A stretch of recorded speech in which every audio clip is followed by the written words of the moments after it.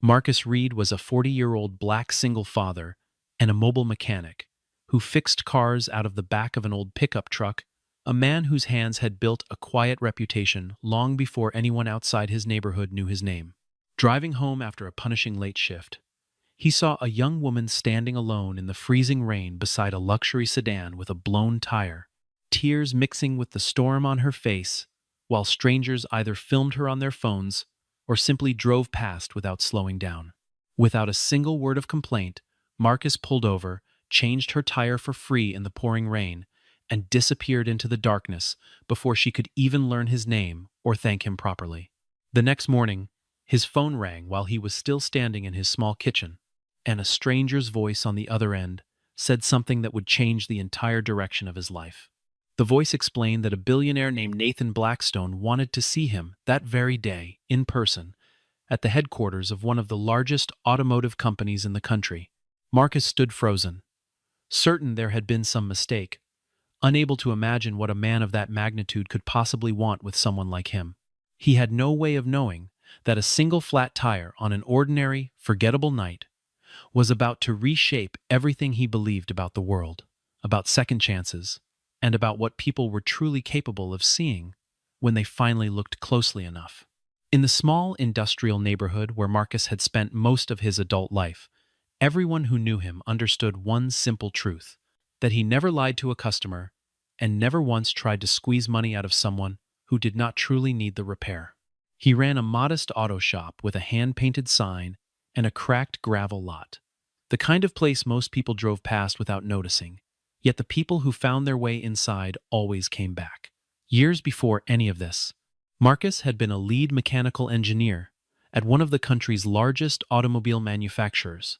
a rising star with a corner office, a six-figure salary, and a career trajectory that seemed destined for something extraordinary. A painful family tragedy had pulled him away from that world entirely, and rather than return to the corporate ladder once the dust settled, he chose something quieter and closer to the ground, a small garage where he could work with his hands and raise his young daughter without the constant pressure of boardrooms and shareholders. He charged fair prices. Sometimes he charged nothing at all, and when strangers broke down along the highway in the middle of the night, he was often the only person willing to stop. Still,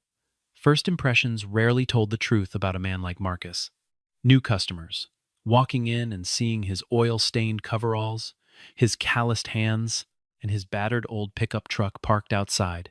usually assumed they were looking at nothing more than a struggling neighborhood mechanic scraping together a living. They had no way of knowing that the same hands, now tightening their brake lines, had once designed safety systems trusted by millions of drivers across the country. On the night everything changed,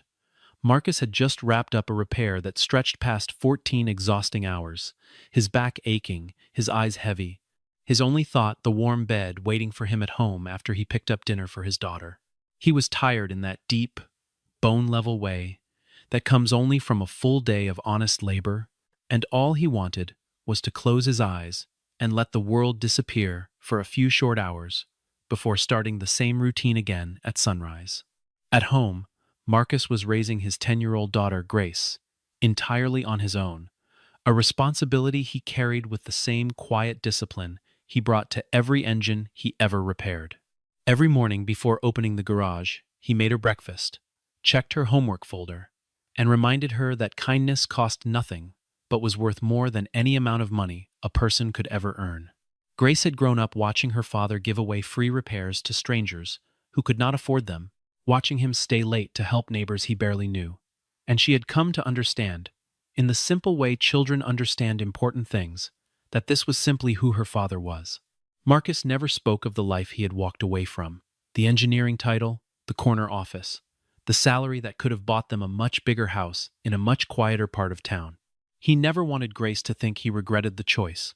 because he never did, not for a single day, even when the garage struggled to cover its bills during slow winter months. On the night of the storm, Grace was already asleep at a neighbor's house while he finished his 14-hour shift, and it was the thought of her small, trusting face, waiting for him, that kept him driving carefully through the flooded streets instead of speeding home the moment he clocked out. It was that same quiet sense of responsibility, the instinct to protect anyone who looked frightened or alone, that made him slow his truck the instant he spotted Emily's hazard lights, blinking weakly through the rain. The rain had turned the highway into a blur of gray static and flickering headlights when Marcus first noticed a set of hazard lights blinking weakly through the downpour ahead of him. A sleek black Mercedes S-Class sat crookedly on the shoulder, one tire completely flat, and standing beside it in the freezing rain was a young woman in soaked business attire, shivering uncontrollably, her carefully applied makeup running down her cheeks in long dark streaks. Her name was Emily Carter, and though she was likely close to 30 years old, in that moment she looked almost like a lost child, small and overwhelmed beneath the enormous weight of the storm around her. Her phone battery was nearly dead. She had absolutely no idea how to change a tire on her own, and the roadside assistance service she had called earlier promised a wait of more than 2 hours, given the severity of the weather that night. Car after car rolled past her without slowing down even slightly, their taillights disappearing into the mist within seconds. And at one point, a man leaned out of his window just long enough to shout that she should simply call a tow truck before speeding off into the darkness. Nobody stopped. Nobody even seemed to consider it worth the trouble. When Marcus pulled his old truck onto the shoulder and climbed out into the rain, Emily instinctively took a small step backward, her eyes moving over his grease-stained jacket, his worn work boots, and his tired, unfamiliar face with open uncertainty, the kind of hesitation shaped by years of being warned about strangers on dark highways. But something in his calm, steady voice, low and unhurried despite the storm around them, put her at ease almost immediately, and after a brief moment of hesitation, she nodded and allowed him to get to work. Marcus knelt down in the freezing rain without a single word of complaint, pulled his tools from a worn canvas bag, and had the spare tire mounted and fully secured in just 9 minutes flat, moving with the practiced ease of a man who had repeated this exact motion 1,000 times before under far worse conditions. Emily watched him work in stunned silence, her arms wrapped tightly around herself, and when he finally straightened up and wiped his hands on a rag, she reached for her purse and asked how much she owed him, already pulling several bills from her cold, trembling fingers. Marcus simply smiled, shook his head, and told her it was nothing at all, that anyone in his position would have done exactly the same thing for a stranger, stranded in the rain. Then he climbed back into his truck without waiting for further thanks and drove off into the storm, leaving Emily standing there beside her repaired car, wondering who exactly had just quietly saved her night. Before starting his engine, Marcus glanced once more in his side mirror at the young woman now standing safely beside her working car, and something settled quietly in his chest, a familiar, private satisfaction that had nothing to do with money and everything to do with simply doing right by another human being. He thought briefly of his late wife, who had once told him that the measure of a man was never found in how he treated people who could reward him, but in how he treated people who could not. Emily would never know his name, would likely never see him again, and Marcus expected nothing more from the encounter than the small comfort of knowing a stranger would make it home safely that night. He had learned long ago that this kind of quiet decency rarely made the news and rarely earned applause, but it was the only currency that had ever truly mattered to him. As he pulled back onto the highway, the rain finally beginning to ease, he allowed himself a small, tired smile, unaware that the woman he had just helped carried far more influence than her simple, soaked appearance had suggested. He drove the rest of the way home in comfortable silence, already thinking about tomorrow's appointments, with no idea that the woman behind him was still staring at his taillights long after they disappeared into the mist. Just as Marcus was preparing to pull back onto the highway, a group of well-dressed businessmen spilled out from a nearby restaurant, laughing loudly beneath a single shared umbrella, clearly several drinks deep into a long and expensive dinner. One of them noticed the scene unfolding across the parking lot, the old pickup truck, the man in dirty coveralls kneeling beside a luxury sedan, and began laughing even harder, calling out loudly that surely nobody could fix a modern vehicle with tools that looked older than he was. Another man reached into his coat pocket, pulled out a business card, and tossed it carelessly toward Marcus with a smirk, telling him that if he ever wanted a real job, He should apply at his own shop downtown. The insult wrapped just thinly enough to seem like a joke. Emily saw it all happen from where she stood, and something tightened sharply in her chest, a sudden protective anger rising on behalf of the man who had just knelt in freezing rain to help a total stranger, expecting nothing at all in return. But Marcus barely reacted to any of it. He glanced down at the business card lying face up on the wet pavement, then looked back at the man who had thrown it, and said quietly, without a trace of anger in his voice, that a mechanic never needed to win an argument with words, because his hands had already spoken clearly enough on their own. There was no bitterness in the way he said it, no wounded pride, only a kind of unshakable calm that seemed to unsettle the businessmen far more deeply than any insult ever could have. Marcus turned, climbed back into his truck, and pulled away without a single glance in the rearview mirror,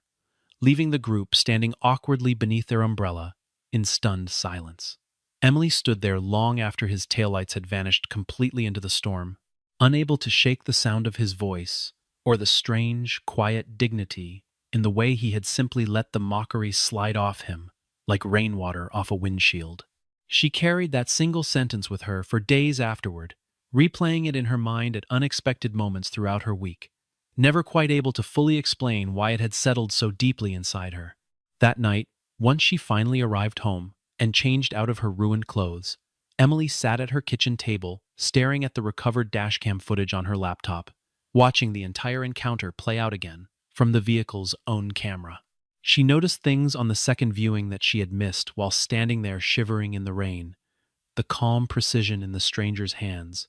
the way he had checked far more than just the flat tire itself, the complete absence of hesitation in every motion he made. She thought about mentioning the incident to her assistant the next morning, then reconsidered, unsure how to explain why a routine roadside repair had left such a lasting impression on her. It was only when she arrived at the office and learned that her own vehicle belonged to the company's prototype testing fleet, its cameras feeding footage directly into internal servers for research review, that she realized the encounter had not simply vanished into the night after all. Somewhere in the building,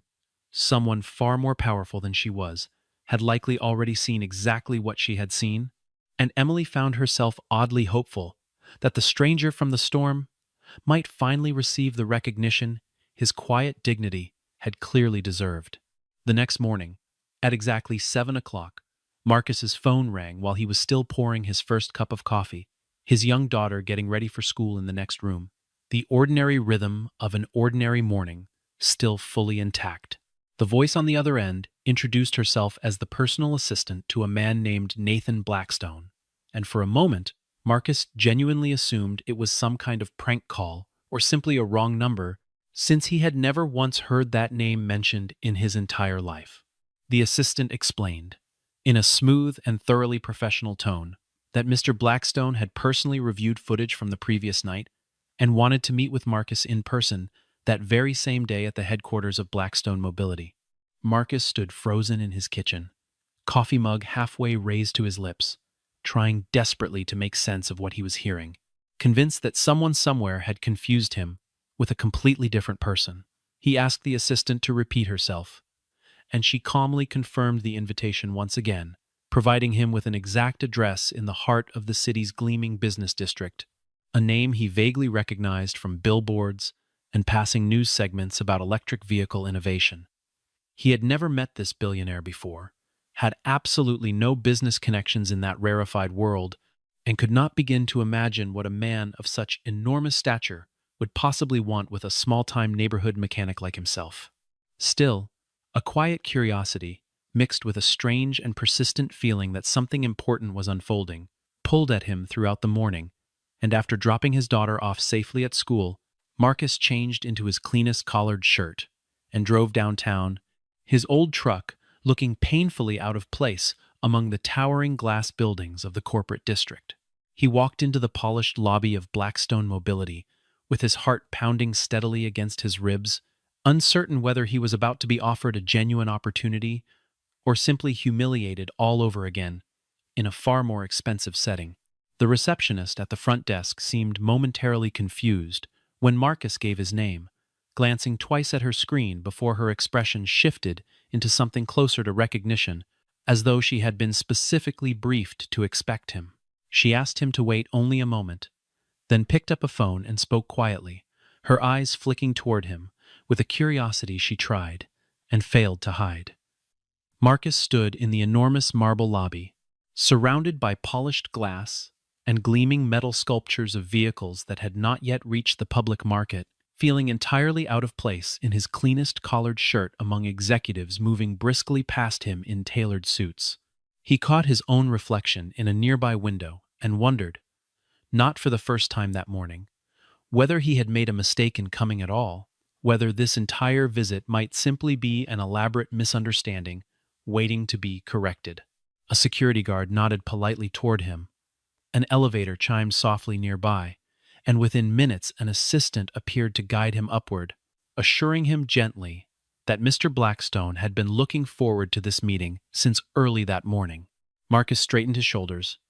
reminded himself that he had nothing to be ashamed of no matter how this meeting unfolded, and stepped into the elevator with the same quiet resolve that had carried him through every difficult decision in his life. When Marcus finally stepped off the elevator onto the executive floor, the very first person he saw waiting for him was Emily Carter, dressed now in a crisp tailored blazer instead of soaked and ruined business clothes, looking every bit as composed and powerful as the polished glass building surrounding her. It turned out that Emily was far more than a stranded commuter caught in a storm. She was in fact the chief strategy officer of Blackstone Mobility, one of the single most influential executives within the entire company. The vehicle Marcus had repaired the night before belonged to a small fleet of prototype test cars, each one equipped with discrete cameras designed to record everything happening around them for internal safety and research purposes. Nathan Blackstone himself had reviewed the footage early that morning,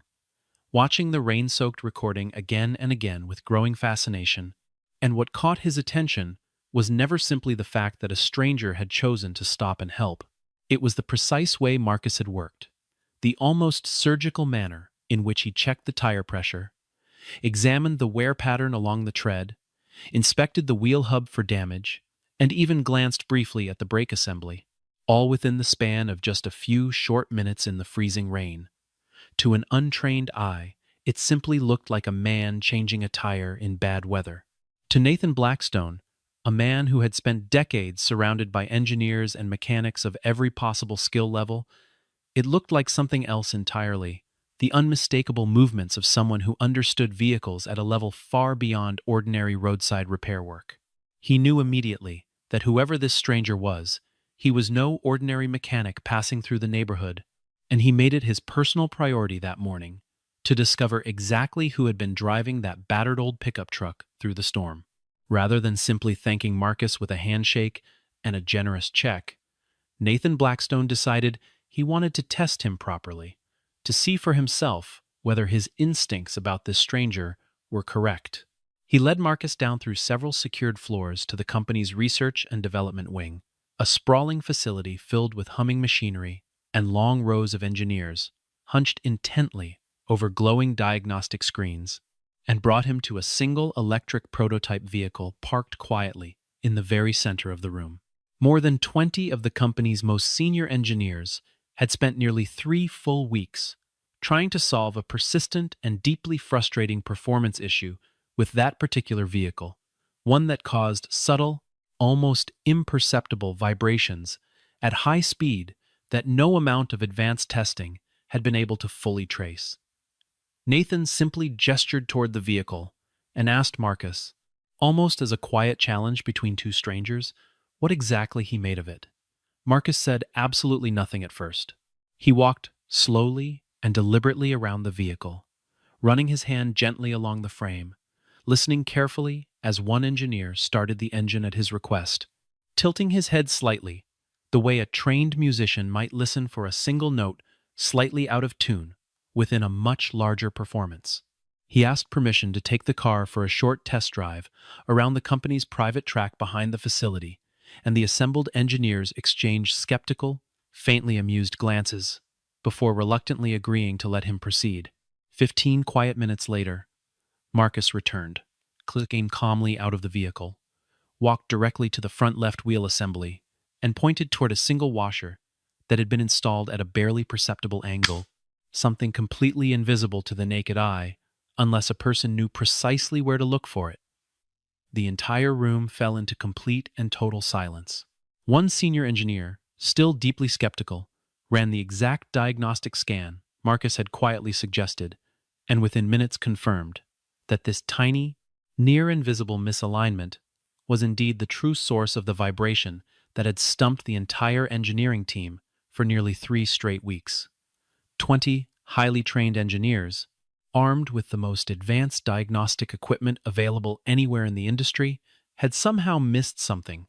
that a man in a grease-stained work shirt had discovered, simply by listening carefully and feeling for it with his own 2 hands. Whispers immediately spread through the research floor, engineers pulling up the diagnostic data on their own screens, some shaking their heads in disbelief, others staring at Marcus with a mixture of admiration and quiet embarrassment. One young engineer, barely out of graduate school, approached him hesitantly and asked how he had known to check that exact spot when the vehicle's own sensors had reported nothing unusual anywhere near it. Marcus explained simply that sensors could only measure what they were programmed to look for, but a trained ear could sometimes catch a story the machine itself did not yet know how to tell. Nathan Blackstone, who had been standing quietly near the back of the room throughout the entire demonstration, said nothing at all until the crowd of engineers had mostly dispersed back to their stations. He walked over to Marcus, studied him for a long moment with the sharp,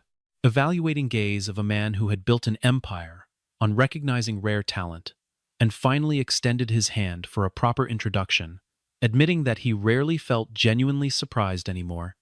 and that Marcus had managed it twice within a single morning. Nathan Blackstone invited Marcus into his private office later that same afternoon, and for a long while the 2 men simply talked, one-on-one, without any assistants, engineers, or interruptions to distract them from the conversation unfolding between them. Nathan genuinely wanted to understand how a man with such extraordinary technical instincts had somehow ended up running a small neighborhood garage instead of leading an entire research department somewhere in the industry. Marcus took a slow, steady breath and told him the honest truth, a story he rarely shared with anyone outside his closest circle of family and old friends. Years earlier, he explained quietly, he had served as the lead engineer on a major vehicle safety project at a large automobile manufacturer, and during final testing before launch, he had discovered a critical flaw hidden deep within the braking system, one capable of putting drivers at serious risk under certain rare but entirely possible conditions. When he brought his detailed findings to senior leadership, fully expecting the company to halt production immediately and correct the problem, he was instead told firmly to stay quiet, that the flaw was statistically unlikely to ever matter in practice, and that the scheduled launch date could not simply be delayed for something the executives considered minor. Marcus refused outright to sign off on a design he personally knew was dangerous, and rather than compromise the integrity he had built his entire career around, he resigned from a position that had taken him nearly a decade to earn, walking away from a 6-figure salary and a promising future without ever once looking back with regret. He opened his small garage soon afterward, choosing to spend his days fixing cars honestly rather than his nights lying awake, wondering whose life might eventually be lost because of a decision he had once been quietly pressured to make. Nathan Blackstone sat in thoughtful silence for a long moment after hearing the story, staring out through his office window at the sprawling city skyline below, before finally speaking again with a quiet, unmistakable respect settling into his voice. He told Marcus, with complete sincerity, that a man willing to sacrifice an entire career rather than compromise on basic human safety was precisely the kind of person he had spent years searching for and had almost given up hope of ever actually finding. Marcus went on to explain that the hardest part of that decision had never been walking away from the salary or the title, but rather the isolation that followed it, the way former colleagues stopped returning his calls, the way industry doors quietly closed once word spread that he had refused to sign off on a flawed design. For nearly a year after opening his garage, he wondered privately whether he had thrown away everything he had built for nothing, whether the flaw he had flagged so urgently would even matter in the end. Then, roughly 18 months later, A competitor's vehicle with a nearly identical braking defect was recalled after several serious accidents made national headlines, and Marcus finally understood that his instincts had been correct all along, even though nobody ever publicly credited him for raising the alarm first. He told Nathan that the recall had brought him no satisfaction, only a quiet, painful relief that no one had been seriously hurt by the very flaw his former employer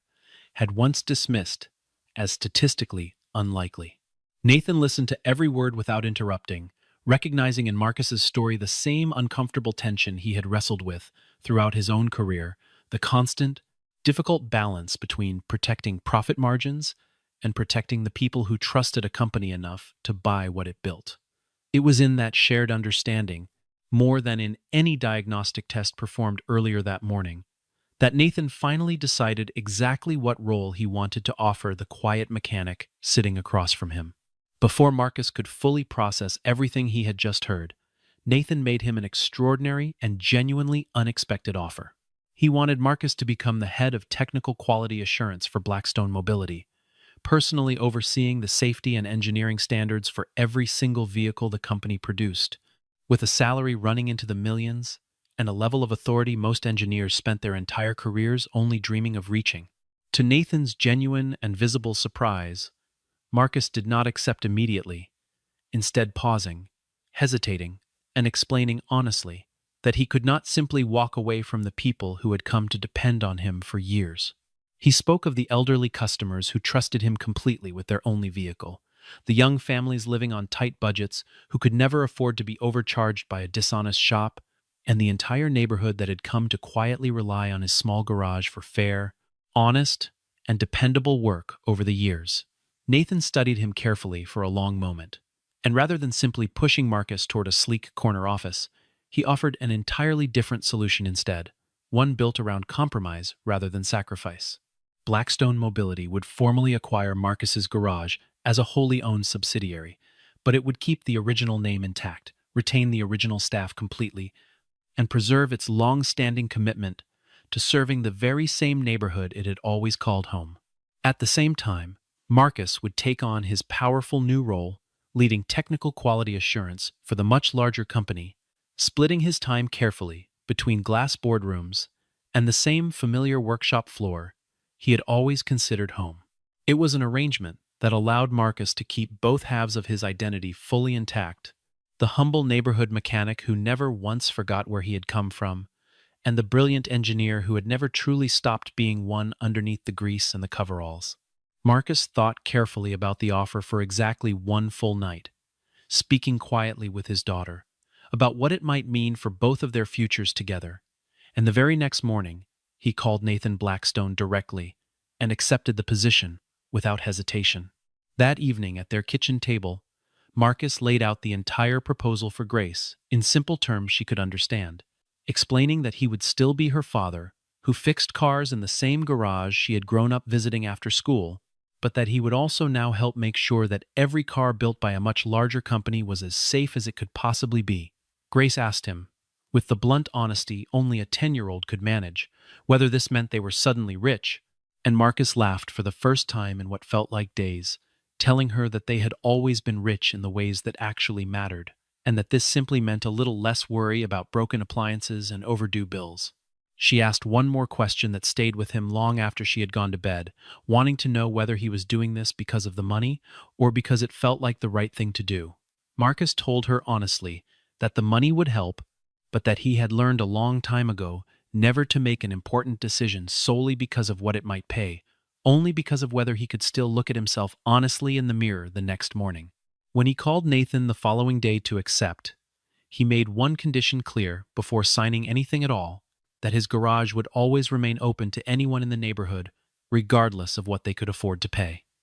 Nathan agreed without a moment of hesitation, telling him plainly that it was exactly that condition, more than any engineering skill Marcus possessed, that had convinced him he was making the right choice. Word of what had happened spread quickly once local news outlets picked up the remarkable story of a neighborhood mechanic personally recruited by one of the nation's most prominent billionaires. The small garage that had once been overlooked by so many passing drivers suddenly found itself featured in television interviews and glossy magazine profiles, its cracked gravel lot filled with camera crews and curious visitors eager to meet the man behind such an unlikely story. Among those who eventually came looking for Marcus was that very same group of businessmen who had mocked him outside the restaurant on that rainy night,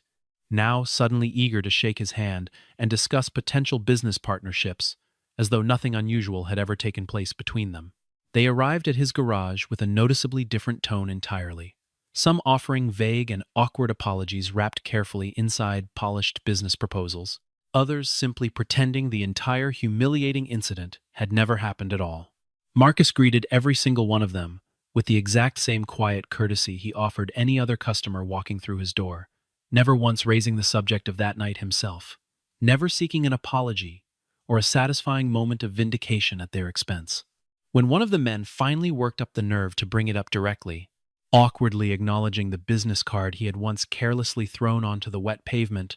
Marcus simply told him, calmly and without a trace of resentment, that a person's worth was never truly measured by the clothes they wore or the vehicle parked outside their home, but by the character quietly carried underneath both. Emily, standing nearby during one of these visits, could not help but smile at how effortlessly and gracefully Marcus handled a moment that would have tempted almost anyone else toward lingering bitterness or quiet pride. Nathan Blackstone, watching carefully from a short distance away, simply nodded in silent approval, more convinced than ever that he had found exactly the right man to carry such enormous responsibility in his hands. Local reporters, drawn by the unusual pairing of a billionaire and a neighborhood mechanic,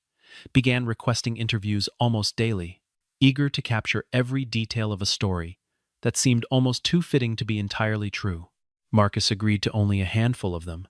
always insisting that any cameras allowed inside his garage focus equally on his longtime customers and his new apprentices, rather than on him alone. During one widely shared interview, a reporter asked him directly how it felt to be recognized, after so many years of being overlooked and underestimated by people who judged him purely on his appearance. Marcus answered carefully, saying that recognition was pleasant but never necessary, that he had shown up to work with the same effort and the same honesty on the days nobody was watching as he did now that cameras occasionally followed him around. The clip circulated widely online, shared by people who had never met him yet, somehow felt they understood something true and rare. In the calm, unbothered way he spoke about his own life. Even the businessmen who had once mocked him found themselves quietly referenced in follow-up articles, their names never mentioned by Marcus himself, though the internet had little trouble identifying them from the original footage that had first captured that rainy night. In the months that steadily followed, Marcus's garage became busier than it had ever been in its entire history, though the atmosphere inside remained exactly as humble, warm, and welcoming as it always had been from the very beginning. He began training a small, rotating group of eager apprentices, young men fresh out of high school with nowhere else left to turn, military veterans quietly struggling to find steady work after finally returning home, and men and women who had spent months unemployed and simply needed someone willing to give them a genuine, honest chance to prove themselves. Blackstone Mobility, deeply inspired by Marcus's remarkable story and his unwavering personal values, soon launched a nationwide initiative called Honest Repair, a program built entirely around the same principles that had quietly defined Marcus's small shop since the very beginning: fair pricing, complete transparency, and a genuine, lasting commitment to serving customers rather than exploiting them for profit. Marcus slowly became something of a quiet icon within the automotive industry, not because he ever sought the spotlight for himself, but because his story proved to countless people that deep decency and remarkable expertise were never mutually exclusive traits, that a single man could be both extraordinarily skilled and extraordinarily kind at the very same time. One quiet afternoon, months after that rainy night had first unexpectedly brought them together, Emily visited the garage and asked Marcus, half in jest, whether he ever regretted stopping his old truck in the storm to help a complete stranger who could offer him absolutely nothing in return. Marcus considered the question thoughtfully for a moment, wiping his familiar hands on an equally familiar rag. before finally answering with the same calm certainty that had quietly defined him since the very first moment of their story together. Among his very first apprentices was a young veteran named David Foster, who had returned home from overseas nearly a year earlier and struggled to find steady work despite years of technical training in the military. David arrived at the garage nervous and quiet, unsure whether his skills would translate into civilian life, and Marcus spent the first few weeks simply rebuilding his confidence before ever handing him a wrench of real consequence. Watching David slowly transform from a hesitant, uncertain young man into a skilled and self-assured technician reminded Marcus of exactly why he had insisted on keeping his garage open in the first place, regardless of how much money or prestige came with his new corporate title. The Honest Repair program soon expanded to several other cities. Each new location, built around the same core principles Marcus had lived by for years: fair pricing, complete transparency, and genuine investment in the people doing the work. Nathan occasionally visited these new locations personally, always surprised by how naturally Marcus's values had translated into a scalable business model, something corporate consultants had spent years trying and failing to manufacture artificially. Marcus never framed any of it as charity, insisting instead that every apprentice earned their place through hard work and honest effort, the same way he had always believed people deserved a fair chance rather than a handout. He told her gently that a single flat tire might delay someone's journey by an hour or two at most, a minor inconvenience quickly forgotten once the open road finally continues on ahead. But helping exactly the right person at precisely the right moment, without ever expecting anything in return, could sometimes open up an entirely new road altogether, one that neither person standing there in the rain could have possibly imagined at the time. Marcus never allowed the money or the impressive new title to change the fundamental man he had always been, still arriving at his garage well before sunrise every single morning, still greeting every customer warmly by name, still steadfastly refusing to charge anyone more than a fair and honest price for his careful, dependable work. Nathan Blackstone gained far more that rainy night than simply a skilled and gifted engineer. He gained a genuine partner whose integrity he could trust completely and without reservation, in an industry where that particular kind of trust proved rarer by far than any experimental prototype ever rolling off his production line. Emily carried the quiet lesson of that storm with her, long after her ruined blazer had finally dried, and her already impressive career had continued its steady, confident climb upward, understanding now, more deeply than ever before, that true character so often reveals itself not inside boardrooms or during carefully negotiated business deals, but in small, quiet, unwitnessed moments along a rain-soaked highway at night. As for the men who had once laughed cruelly at a mechanic kneeling in the mud beside a stranger's car,